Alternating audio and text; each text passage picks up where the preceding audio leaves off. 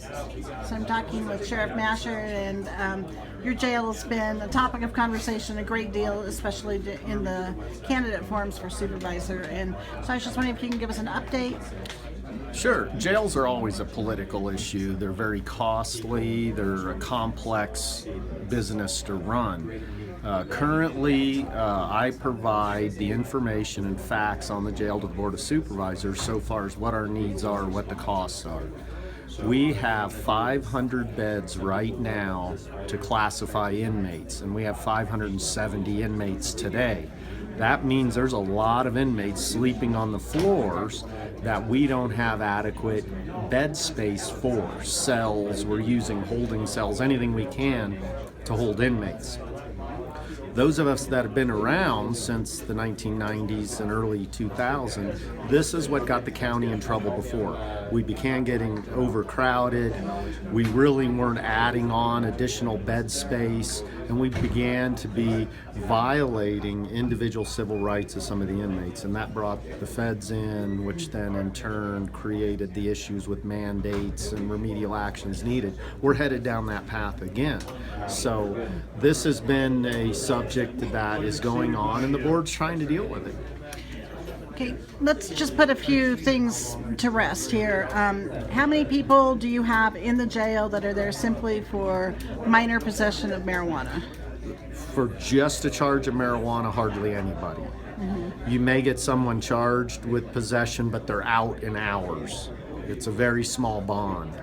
And so we really don't have that. About 70 to 80% of our population is serious offenses, multiple offenses, felony offenses. The other 20%, a little less than that, are people who are sentenced to a year or less of jail time. Mm-hmm. So we have very few misdemeanor, single charge persons in our custody. What about the idea of ankle bracelets? I think some of the courts, I thought Judge Markham was doing that, but that takes staffing. Someone has to monitor it. That's a probation.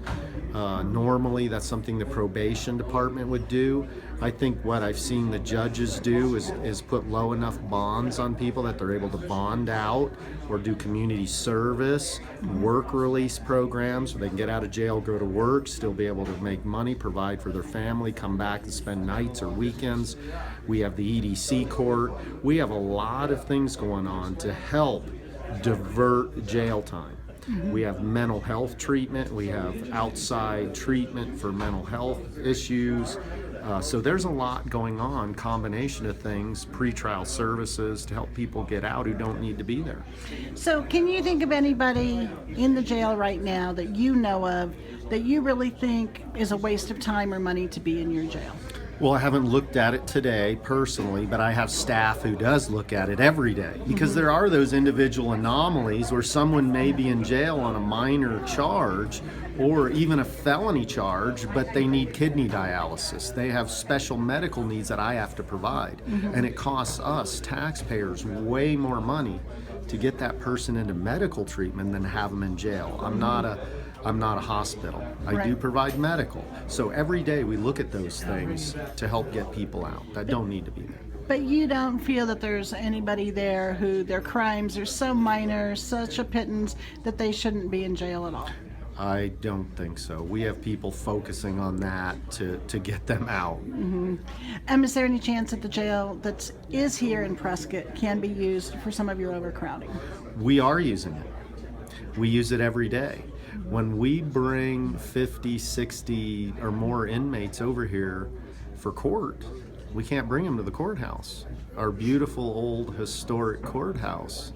Where are we going to put all those inmates? So we hold them in the Prescott jail every day, and we book there every day. So we use that facility. It's a booking and holding facility for the courts. It's used every day and weekends, and so if I was to start filling it up, where would I put the people for courts then? Mm-hmm. So you see, it's one of those issues that for a couple of years now, we've been concerned with bed space, and it's not going away. And you're not housing inmates for the federal government No, in we the quit. past? housing because we have nowhere to put them. And that was a good thing for us, for taxpayers, because we were generating $1 million a year or thereabouts. And that helped us tremendously to offset jail costs, but we don't have anywhere to put them now. So your recommendation is that we need another jail and more jail space? Yes, we had an assessment done, an outside assessment come in and said, yeah, you need to do something. You need to plan now. If you approved it today, it's still going to take 3-4 years to build it. Where are we going to be at population then? So it's something that we have to focus on. And yes, we do need something.